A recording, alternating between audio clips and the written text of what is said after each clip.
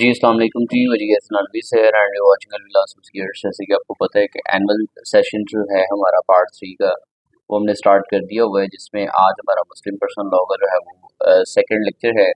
First lecture में हमने जो है वो इम्पोर्टेंट क्वेश्चंस डिस्कस किए थे कि इम्पोर्टेंट क्वेश्चंस कौन कौन से हैं मुस्लिम पर्सनल लॉ के हवाले से, जो कि पार्ट 3 का आपका एक सब्जेक्ट है। आज के लेक्चर में जो है हमने डिस्कस करना है कि पहला क्वेश्चन उन क्वेश्चंस में से जिसमें कि हमारे पास टॉपिक था डावर का। ठीक है, तो डावर का जो कंसेप्ट है वो एक इम्पोर्टेंट क्वेश्चन है, इसको हमने डिस्कस करना है। अच्छा, आपको पता है कि शादी जो है, शादी एक सिविल कॉन्ट्रैक्ट है। शादी को हम एक सिविल कॉन्ट्रैक्ट के नाम से जानते हैं।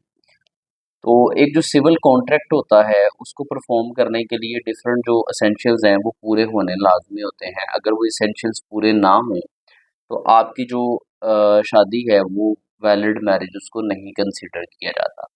तो जब आप डिस्कस कर रहे हैं उसके डिफरेंट जो है वो फीचर्स को, डिफरेंट एसेंशियल्स को जो कि पूरा होना ज़रूरी है, तो उन एसेंशियल्स में से मतलब मैरिज का जो कॉन्ट्रैक्ट है उस कॉन्ट्रैक्ट के एसेंशियल्स में से एक एसेंशियल जो है आपका वो डावर है। यानी कि पूरा होना चाहिए, ये पूरा होगा तो आपकी शादी जो है वैलिड मैरिज कहलाएगी, अदरवाइज वैलिड मैरिज नहीं कहलाएगी। ठीक है, तो इसलिए डावर जो है इज ऑफ मच इम्पोर्टेंस है जब आप शादी की बात कर रहे हैं। तो आज का जो क्वेश्चन है, जैसे आपको पता है कि पार्ट 2 के अंदर भी जब एडीआर का सब्जेक्ट पढ़ाया था तो उसमें हमने जो जो क्वेश्चंस किए थे उसको हर हर एंगल से जो है वो क्लियर किया था। यानी अगर कोई दो क्वेश्चंस बन रहे थे तो दो इकट्ठे किए थे, तीन बन रहे थे तो तीन किए थे, उसी तरह से एग्जाम में जो है वो क्वेश्चंस पूछे गए थे। सेम इंशाल्लाह हम इसमें भी करेंगे। तो अभी भी जो भी पॉसिबल क्वेश्चंस पूछे जा सकते हैं regarding Dawar in the exam वो हमने यहाँ पे आपके सामने लेके आए हैं। इसमें से कि डिफाइन डावर, डावर को डिफाइन करें, explain different kinds of dower, dower की जो डिफरेंट काइंड्स हैं उसको एक्सप्लेन करें in Islamic law. What are the remedies available to a wife in case of non payment of dower. और अगर जो है डावर किसी वाइफ को पे नहीं किया जाता तो उसकी क्या रेमेडीज उसके पास अवेलेबल हैं, ये हमने इसमें पढ़ना है। तो सबसे पहले इंट्रोडक्शन पढ़ेंगे। तो इंट्रोडक्शन में जाने की तरफ जाने से पहले मैं बता दूं कि ये जो हमारी क्योंकि रेगुलर क्लासेस चल रही हैं, सेम टाइम पे जो है हमारी जो है वो गूगल मीट भी चल रहा है, गूगल मीट की क्लास भी चल रही है और सेम टाइम पे हम वो जो है वो लेक्चर भी रिकॉर्ड कर रहे हैं। तो ये जो रिकॉर्डेड लेक्चर्स हैं और ये स्पेसिफिकली जो नोट्स हैं ये रेगुलर स्टूडेंट्स के लिए हैं, और रेगुलर स्टूडेंट्स की जीमेल्स सिर्फ जो है वो इन लेक्चर्स में ऐड की जाएंगी और रेगुलर स्टूडेंट्स की ही जीमेल्स जो है वो नोट्स में ऐड की जाएंगी, उनको सिर्फ इस चीज़ की एक्सेस होगी। ठीक है, बाकी स्टूडेंट्स जो हैं अगर वो ज्वाइन करना चाहते हैं तो वो कर सकते हैं, अदरवाइज उनके लिए नोट्स और लेक्चर्स वगैरह अलग से हम पार्ट 3 के जो है अपलोड करेंगे, लेकिन अभी नहीं कर रहे हैं क्योंकि अभी टाइम नहीं है, शेड्यूल काफ़ी बिजी है। पहले भी आपको पता पार्ट 1 2 में मैं करता तो था अपलोड, लेकिन ऑन एंड ऑफ करता था, जब जब मेरे लिए कन्वीनियंट होता था मैं साथ साथ करता रहता था। ठीक है, जैसे एडीआर हम लास्ट पे चले गए तब फिर जा किया था क्योंकि टाइम मैनेज नहीं होता था। तो इस दफ़ा भी जैसे जैसे टाइम मैनेज होगा फिर कर देंगे। लेकिन अगर आप रेगुलर नहीं पढ़ना चाहते हैं, शुरू से पढ़ना चाहते हैं कि डेली बेसिस पे आपके पास एक क्वेश्चन का लेक्चर आए, साथ साथ तो आप सुन ही रहे हैं अभी जूम पे, सॉरी गूगल मीट पे जो भी स्टूडेंट है उनका साथ साथ जब चल रहा होता है तो उनसे हर चीज़ पूछी जाती है कि उनको समझ आ रही है नहीं आ रही है, और हर पॉइंट क्लियर करके आगे चला जाता है। तो इसी तरह अगर डेली बेसिस पे क्लास लेनी है, daily basis same recorded lecture मिलेगा, डेली बेसिस पे नोट्स आएंगे, तो अगर इस सिलसिले को ज्वाइन करना है तो आप ज्वाइन कर सकते हैं। उसमें बड़ी लिमिटेड सी हमने इंस्टॉलमेंट पैकेज रखा हुआ है जिसमें 3 इंस्टॉलमेंट्स आपको मिल जाएंगी और फीस बड़ी मिनिमम सी है ताकि आप आसानी से उसको अफोर्ड कर लें। जो चीज़ें 1.5 2 या 2.5 लाख में आपको नहीं मिलनी है वो हमने ईच एंड एवरीथिंग आपको इस लिमिटेड से पैकेज में देनी है। ठीक है, मार्केट में आपको 10 से 15 हज़ार में चीप से नोट्स मिलते हैं जिनके पल्ले कुछ नहीं होता और आप परचेज करते हैं। ठीक है, तो यहाँ पे सिर्फ नोट्स नहीं, यहाँ पे प्रॉपर लेक्चर्स हैं, उनके प्रॉपर नोट्स हैं, रिकॉर्डेड लेक्चर्स हैं, हर चीज़ जो है हमें यहाँ पे क्लियर करनी है। कंपल्सरी नहीं है, लेकिन अगर आप समझते हैं, अगर आप सोच रखते हैं तो आप इसको ज्वाइन कर सकते हैं। खैर आगे बढ़ते हैं। इंट्रोडक्शन कहता है डावर और मेहर is a mandatory gift from the husband to the wife in a marriage. तो जब मैंडेटरी गिफ्ट की बात हुई है तो मैं आपको यहाँ पे बताता हूँ जो दो चीज़ें होती हैं, एक होता है डिस्क्रिशन और एक होता है मैंडेटरी। डिस्क्रिशन क्या है कि मेरा दिल करेगा तो मैं ये पेन आपको दे दूंगा, मेरा दिल नहीं करेगा तो मैं नहीं दूंगा। लेकिन जब मैंडेटरी हो जाता है ना, तो मैंडेटरी का मतलब है कि हर हाल में देनी है चीज़। ठीक है, तो मैंडेटरी मतलब कि I have to give this pen to you, ठीक है, हर हाल में, ठीक है। तो मैंडेटरी क्या है कि मतलब हर हाल में आपको जो है ना ये गिफ्ट देना है अपनी वाइफ को, और वो गिफ्ट क्या है, मेहर। वो प्रॉपर्टी हो सकती है, वो पैसे हो सकते हैं, वो कुछ भी हो सकता है, मतलब जान नहीं छूट सकती है दिए बिना। अच्छा, तो the wife in a marriage में it represents a financial commitment that a husband makes to his wife as part of the marriage contract। तो मैंने क्या कहा था कि मैरिज जो है वो एक सोशल कॉन्ट्रैक्ट है, और जब आप वो सोशल कॉन्ट्रैक्ट सिविल कॉन्ट्रैक्ट है, और जब आप वो सिविल कॉन्ट्रैक्ट परफॉर्म कर रहे हैं तो उसका एक पार्ट मेहर भी है, ठीक है। कॉन्ट्रैक्ट के एसेंशियल्स आप पार्ट 3 में हैं, आपके पार्ट 3 के टीचर्स जो है वो आपको कॉन्ट्रैक्ट एक्ट पढ़ा रहे होंगे, वहाँ पे आप कॉन्ट्रैक्ट की रिक्वायरमेंट्स पढ़ेंगे कि कोई भी कॉन्ट्रैक्ट जिसको वैलिड कॉन्ट्रैक्ट आपने मानना है उसमें ऑफर का होना लाजमी है, उसमें दूसरी पार्टी की तरफ से एक्सेप्टेंस का होना लाजमी है, और उसमें कंसिडरेशन मस्ट है। कंसिडरेशन मतलब कोई ना कोई चीज़ जो है वो बदले में अमाउंट, ठीक है, मस्ट है। तो सेम ये है कि इसमें भी आप ऑफर करते हैं, दूसरी साइड से दुल्हन एक्सेप्ट करती है, और बदले में महर जो है वो कंसिडरेशन है। तो महर जो है वो कंफर्म है, महर के बिना आपकी का जो सिविल कॉन्ट्रैक्ट है शादी का वो परफॉर्म नहीं हो सकता। This amount can be determined before the marriage, during the marriage ceremony, और even after they are married. तो ये जो महर की अमाउंट है ये शादी से पहले भी आप तय कर सकते हैं कि आपकी म्यूचुअल अंडरस्टैंडिंग बन जाए, ठीक है, लाख रुपया देंगे, ठीक है। ये between during the marriage ceremony, जब आपकी शादी हो रही है, निकाह पढ़ने लगे हैं, उस टाइम पे भी सेटल हो सकती है, और इवन आफ्टर द मैरिज भी जो है महर आप सेट कर सकते हैं। The wife's right to the dower is secured once the marriage is consummated, meaning that she is legally entitled to it after the couple has entered into marital life together। अच्छा, ये बात बड़ी समझने वाली है थोड़ी सा आप, क्योंकि अब पार्ट 3 में हैं, थोड़ी सी बातें वैसे भी आएंगी तो मैच्योरिटी के साथ उनको पढ़ना भी है, सुनना भी है। कि जब आप enter into a marital life हो जाते हैं, मतलब आपकी शादी हो जाती है, रुखसती हो जाती है, वाइफ आपके घर आ जाती है, और आप जो है वो टाइम स्पेंड कर लेते हैं, और जो है वो मैरिटल लाइफ में आप एंटर हो जाते हैं, और शादी वाला काम आप कर लेते हैं। उसके बाद ये जो महर है, ये जो डावर है, ये जो है वो लीगली तौर पे औरत इसकी एंटाइटल हो जाती है कि अब ये उसका हक है, जो उसको मिलना चाहिए, ठीक है। तो उसके बाद है the wife's right to the dower is secured, ठीक है, कंज्यूमेटेड वाला हो गया। एडिशनली मतलब इसके अलावा the husband can increase the amount of the dower at any point after the marriage. तो मतलब शादी के बाद, मैं इसमें बड़ी मिसाल देता हूँ कि शादी के बाद कोई 2 महीने बाद, 3 महीने बाद आपकी बीवी ने अच्छे कपड़े पहने, आपको बड़ी प्यारी लग रही है, तो आप उसी खुशी में, नहीं बेगम आपको जो उस टाइम पे डावर दिया था ना वो नहीं, आपको जो है ना इतना होना चाहिए। तो मतलब शादी के बाद वो इन्हांस भी कर सकता है डावर को, ठीक है।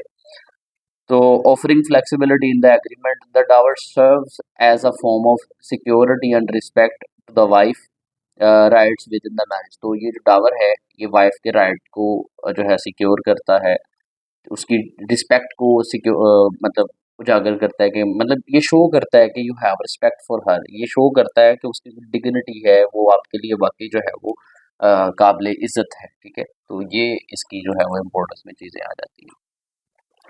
देन है इंट्रो से आगे बढ़ते हैं तो we have meaning of Dawar, के डावर का मतलब क्या है। तो अकॉर्डिंग टू इमाम अबू हनीफा जो है वो क्या कहते हैं डावर के बारे में, कहते हैं अ महर is not merely a gift but an enforceable debt. तो कहते हैं महर जो है सिर्फ और सिर्फ कोई गिफ्ट नहीं है, ये इन्फोर्सेबल डेट है, मतलब हस्बैंड के ऊपर कर्ज है जिसको औरत इन्फोर्स करवा सकती है। इन्फोर्स कैसे करवाएगी कि एट टाइम ऑफ मैरिज जो है वो हक महर रखा गया कि ठीक है आपको जो है इतना हक महर दिया जाएगा। उसके बाद शादी जो है वो कंज्यूम हो गई, मतलब कंज्यूमेट हो गई शादी, उन्होंने आपस में रहना शुरू कर दिया, वो सारे मामला हो गए।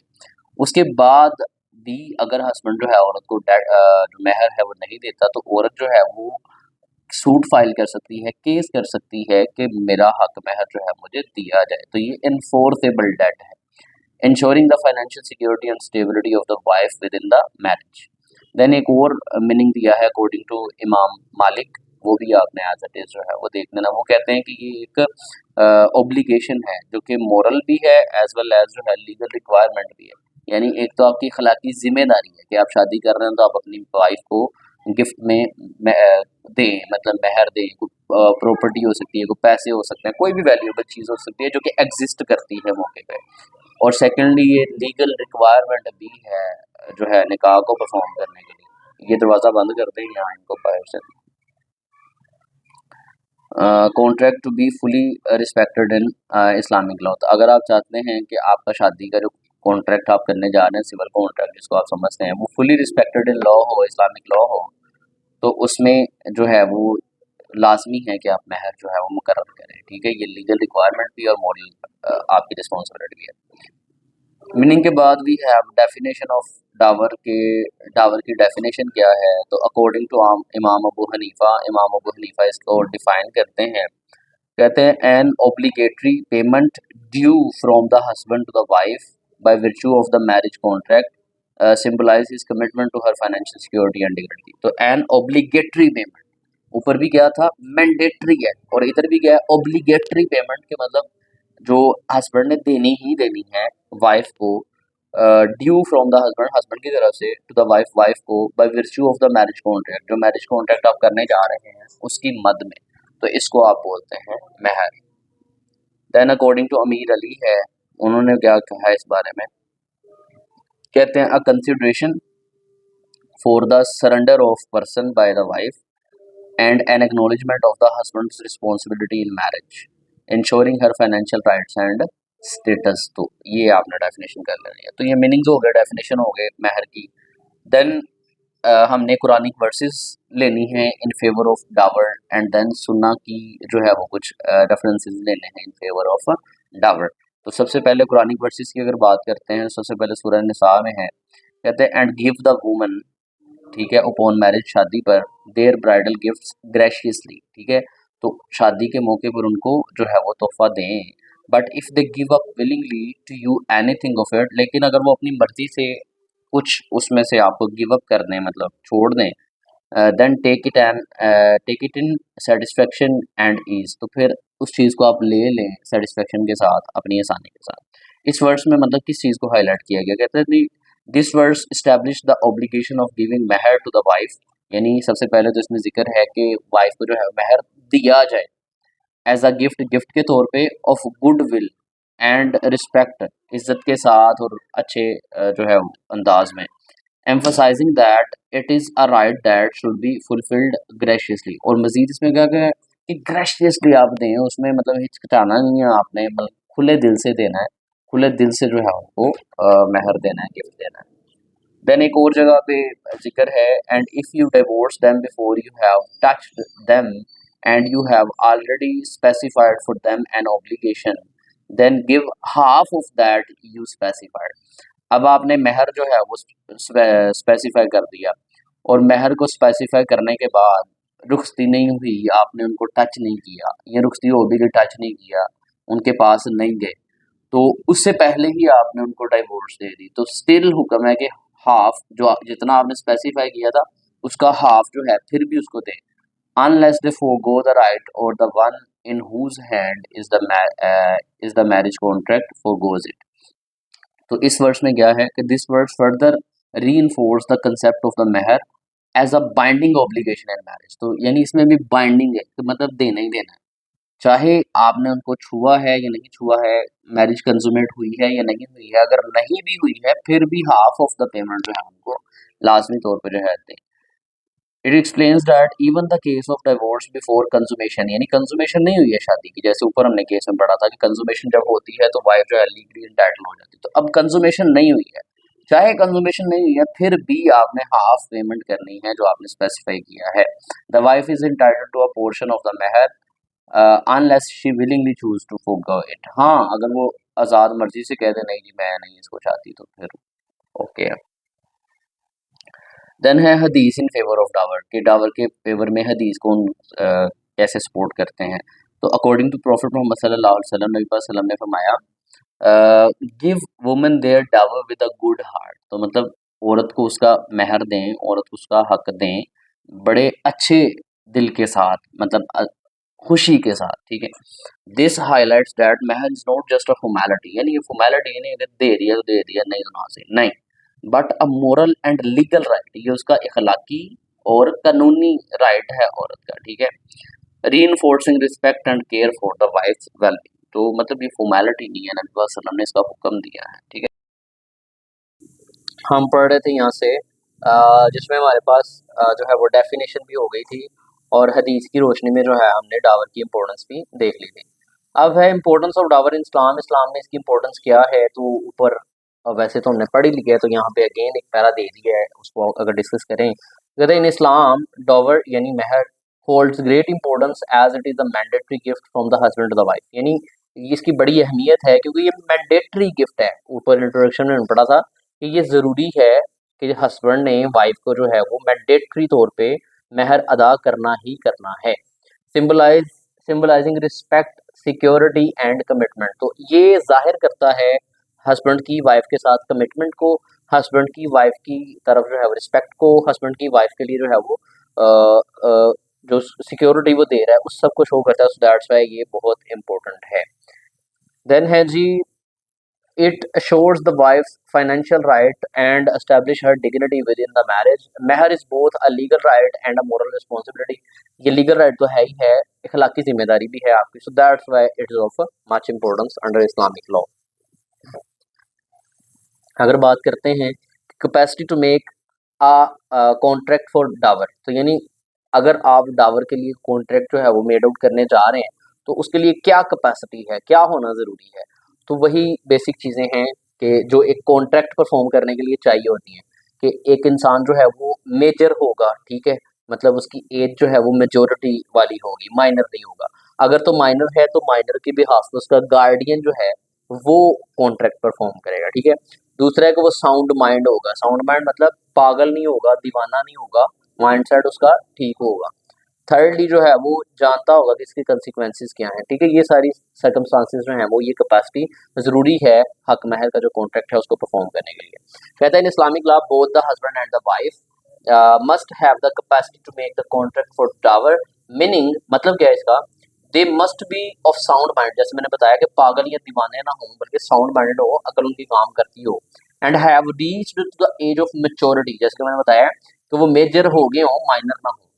This ensures that they understand the responsibilities and obligations of the marriage contract, ये शो करता है कि वो अंडरस्टैंड करते हैं, वो जानते हैं कि जो शादी हम करने जा रहे हैं इसमें हमारी जिम्मेदारियां क्या हैं, हमारी रिस्पॉन्सिबिलिटीज क्या हैं, इस सब को वो अंडरस्टैंड करते हैं, including the commitment to dower in cases where a bride or groom is a minor, यानी कोई ऐसा केस है जहाँ पे ब्राइड या ग्रूम दोनों में से कोई एक मेजर नहीं है, माइनर है, तो तब क्या होगा, अ लीगल गार्डियन में make the contract on their behalf, जो उनका गार्डियन अपॉइंट हुआ होगा वो उनके बिहाफ पे जो है वो कॉन्ट्रैक्ट परफॉर्म कर सकता है हक महर का, ठीक है। However once both parties reach maturity, लेकिन जब दोनों पार्टीज जो है वो मेजोरिटी की एज को पहुंच जाएंगे, मेजर हो जाएंगी, they have the right to affirm or adjust the dower agreement as part of their marital rights, तो जब वो मेजर हो जाएंगे तो तब वो अपने अकॉर्डिंग जो है उसको चेंज भी कर सकते हैं, अपने अकॉर्डिंग जो है उसको एडजस्ट कर सकते हैं। माइक चल रहा है, ठीक है। ये कैपेसिटी टू मेक डावर हो गया। देन है persons who are entitled to make contract, कौन कौन से पर्सन हैं जो कि कॉन्ट्रैक्ट कर सकते हैं, अडल्ट है, गार्डियन फॉर माइनर है, वाइफ कंसेंट है।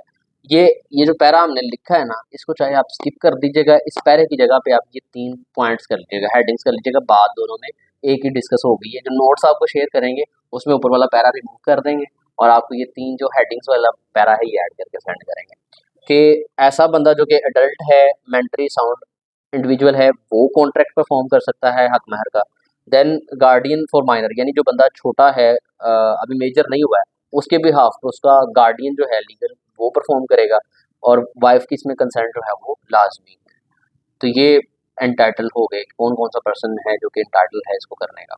देन है सब्जेक्ट ऑफ डावर, कि डावर का सब्जेक्ट क्या होता है, सब्जेक्ट मैटर क्या है किसी भी हक महर के पीछे। कहते हैं in Muslim personal law the subject of the dower refers to the financial gift that the husband is required to give to the wife as part of their marriage contract. तो जब शादी हो रही है और शादी एक कॉन्ट्रैक्ट है तो उस कॉन्ट्रैक्ट का एज अ पार्ट जो महर है ना वो दिया जाता है बीवी को।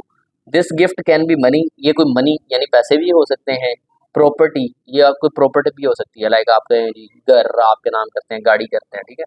और any valuable item agreed upon by both parties, तो कोई भी वैल्यूएबल चीज हो सकती है जिसमें दोनों तरफ से पार्टीज जो है वो एग्री कर जाए, हस्बैंड की तरफ से भी वाइफ की तरफ से भी। नोट्स, अच्छा जी, the dower is considered the wife's rights, ये बीवी का राइट है, and is it becomes her property, not something the husband can take back, ये उसकी प्रॉपर्टी बन जाती है और हस्बैंड जो इसको वापस नहीं ले सकता है। हाँ, विलफुली वो दे दे, विलिंगली वो उसको जो है वो कर दे, तो वो फिर ले सकता है। The amount of mehr can be decided before the marriage, शादी से पहले भी डिसाइड हो सकती है, ड्यूरिंग द मैरिज भी हो सकती है और आफ्टर द मैरिज भी हो सकती है। अगर अमाउंट ऑफ डावर की बात करते हैं कि डावर की अमाउंट होनी कितनी चाहिए, तो कोई स्पेसिफाई नहीं है कि इतनी होनी चाहिए, लेकिन कहा गया है कि ये बैलेंस्ड अमाउंट होनी चाहिए, एतदाल वाली होनी चाहिए, ताकि शाद हक महर की वैल्यू इतनी ना हो जाए कि शादी करना ही मुश्किल हो जाए, हस्बैंड अदा ही नहीं कर सकता, शादी नहीं हो रही है, तो इतनी कम भी नहीं होनी चाहिए कि वाइफ की जो है रिस्पेक्ट डैमेज हो या उसकी डिग्निटी जो है उस पर सवाल है। तो मॉडरेट होनी चाहिए, दोनों पार्टीज के लिए सूटेबल होनी चाहिए। In Islamic law there is no fixed amount for the dower, it can vary it can vary depending on the couple circumstances and mutual agreement, vary कर सकती है कि उनकी म्यूचुअल एग्रीमेंट किस चीज़ पे हुआ है और उनके सर्कमस्टांसेस कैसे हैं फाइनेंशियल तौर पे।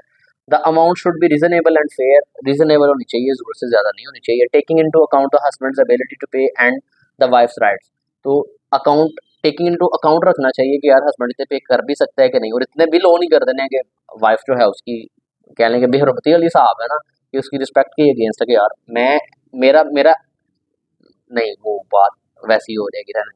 The Quran encourages simplicity, stating that even a small amount is capable as long as it is given willingly, ठीक है।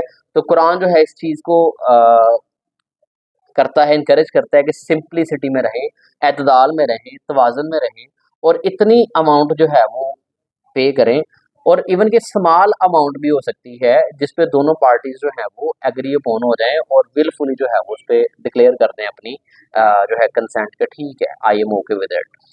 Traditionally the dower could be a sum of money, property or valuable goods, and it can be set before during or even after the marriage.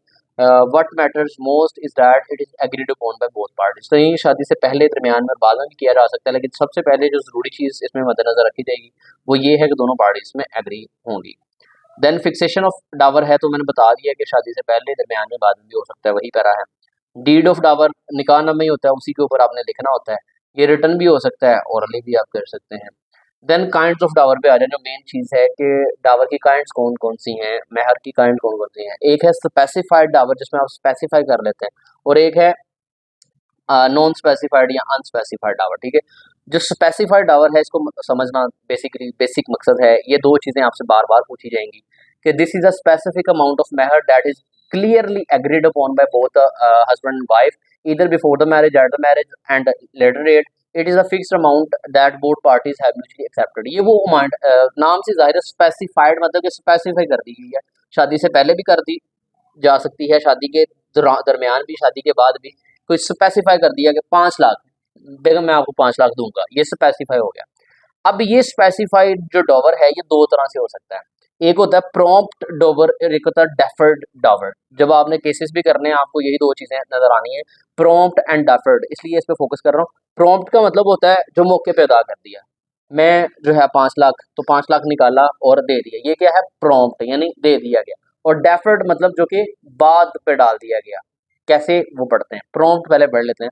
कहते हैं prompt mehr is the amount that the husband is required to pay immediately, यानी मौके पे, और on demand, या जब demand करे औरत, बाय द वाइफ, वाइफ की तरफ से। It can be claimed before the marriage, ये मैरिज के पहले भी क्लेम किया जा सकता है, हस्बैंड को देना होगा, इज कंज्यूमेटेड, ठीक है। एंड इफ नॉट पेड, और अगर ये नहीं दिया जाता है, the wife has the right to refuse to live with the husband, और अगर ये प्रॉम्प्ट डावर सॉरी, अगर ये प्रॉम्प्ट डावर वाइफ को नहीं दिया जाता है तो वाइफ रिफ्यूज कर सकती है कि मैंने तुम्हारे साथ नहीं रहना है, ठीक है। This ensures the wife's rights to protected from the outside, तो ये इंश्योर करता है कि वाइफ को घर से नहीं निकाला जाएगा, निकालने लगेगा तो उसको डर होगा कि यार इसका महर भी तो पे करना। देन है डेफर्ड डावर, डेफर्ड डावर क्या है, जो कि मौके पे नहीं किया जाता, लेटर ऑन सिचुएशन पे डाल दिया जाता है, बाद में, कहता डेफर्ड महर या deferred dower is the amount that is postponed and is payable upon the dissolution of the marriage. यानी इसको पोस्टपोन कर दिया जाता है और कहा जाता है कि अगर मैरिज डिसोल्व होगी, खत्म होगी, तो हम ये जो डेफर्ड डावर जो है ना देने का मान लोगे, इधर थ्रू डिवोर्स और द हस्बैंड्स डेथ। ठीक है, यहाँ डिवोर्स की शक्ल में या हस्बैंड की डेथ की शक्ल में, तो दोनों सूरतों में जो है बीवी क्लेम कर सकती है। This type of dower insures that wife has financial security, ये बीवी को जो है फाइनेंशियल सिक्योरिटी देता है। Even if the marriage ends, यहाँ तक कि उसकी शादी जो है वो खत्म भी हो जाए, फिर भी वो ये डावर क्लेम कर सकती है, क्योंकि ये डेफर्ड था और शादी खत्म होने पर उसको मिलना था, तो ये सिक्योर करता है उसके राइट को। अनस्पेसिफाइड डावर गया जो कि स्पेसिफाई नहीं किया गया कि कितना देना है। कहता है in cases where the amount of the महर is not determined or agreed upon at the time of the marriage, it is referred to as unspecified dower. यानी जिसको आपने शादी से पहले या शादी के मौके पे डिसाइड नहीं किया कि इतना, उसको आप बोलते हैं unspecified Dawar. while no exact amount is settled initially, the wife is still entitled to a mahar।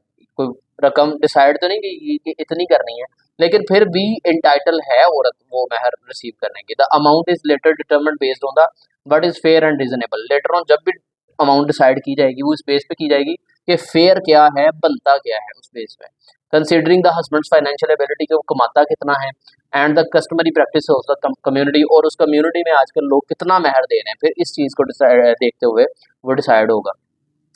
Remedies क्या हैं कि अगर उसका महर उसको नहीं मिलता है, तो अगर प्रॉम्प्ट डावर है, प्रॉम्प्ट डावर जो मौके पे देना था नहीं दिया, या जब वाइफ ने डिमांड करना था डिमांड करने पे भी नहीं दिया, तो फिर क्या हो सकता है?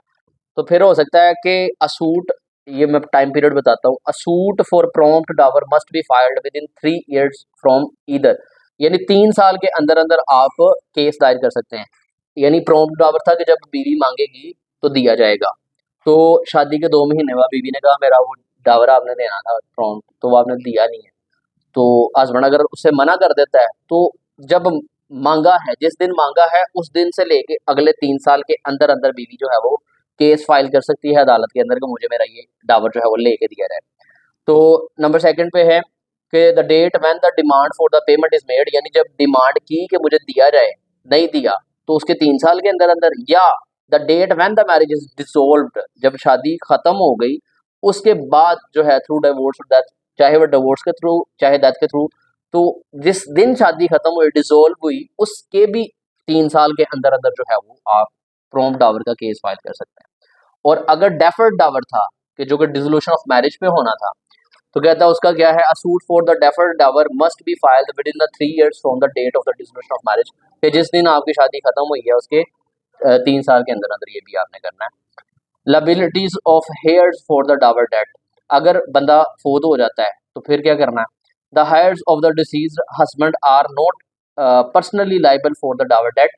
यानी जो हेयर्स हैं, यानी जो हस्बैंड फोत हो गया है और उसने अपना डावर अदा नहीं पे नहीं किया था, तो उसके जो हेयर्स हैं उन्होंने पर्सनली नहीं अदा करना है, बल्कि जो एसेट्स वो छोड़ के गया है मरने वाला, उस एसेट्स में से जो है काट के डावर जो है पहले औरत का देना है, और फिर बाकी उसके एसेट्स वगैरह की तकसीम जो है वो करनी है दूसरे हेयर्स में। ठीक है, समझ आ गई। देन इसका कंक्लूजन है, तो आज का ये पहला लेक्चर था अबाउट मुस्लिम पर्सनल लॉ, और इसमें हमने डावर का कंसेप्ट जो है डिस्कस किया है। होप तो आपको समझ आया होगा। डेली बेसिस पे ऐसी क्लास होगी 45 मिनट की, आज तो 45 मिनट से ज़्यादा ही होगी, 1 घंटे की हो गया ऑलमोस्ट। इसमें डेली बेसिस पे हम एक क्वेश्चन डिस्कस करेंगे, उसके नोट्स साथ साथ शेयर करेंगे। आप डेली बेसिस पे काम चेक कराएंगे, गलतियाँ दुरुस्त होंगी तो इंशाल्लाह ये सीक्वेंस चलती जाएंगी। अभी के लिए इतना ही है, मिलते हैं इंशाल्लाह नेक्स्ट।